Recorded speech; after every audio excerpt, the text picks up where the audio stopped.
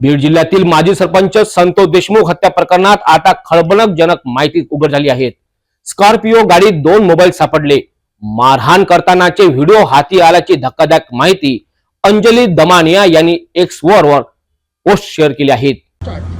आताच काही माध्यमांकडून कळलंय की सीआयडीने जी चौकशी केली आहे तर त्या स्कॉर्पिओ मध्ये 2 मोबाईल मिळाले, त्याचा डेटा रिट्रीव्ह करण्यात आलाय आणि त्याच्यात संतोष देशमुखला मारहाण करतानाचे अतिशय भयानक असे व्हिडिओज आहेत। तर इतकं डिस्टर्बिंग झालंय की असं इतकी मारहाण करताना जर कोणी व्हिडिओ घेत असेल तर अतिशय अक्षरशः दुर्दैवी नाही, क्रूर असं हे कृत्य झालंय। पण आणि एक महत्त्वाचा मुद्दा म्हणजे त्याच्यात एका बड्या नेत्याचा फोनवरचं संभाषण झालंय।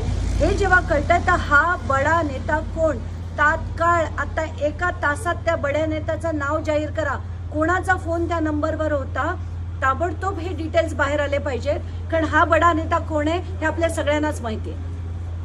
बीड येथील माजी सरपंच संतोष देशमुख हत्या प्रकरणात अंजली दमानिया यांनी स्पष्ट केलेल्या खळबळजनक घटनेवरून आता या प्रकरणाला नवीन वळण मिळालं आहे।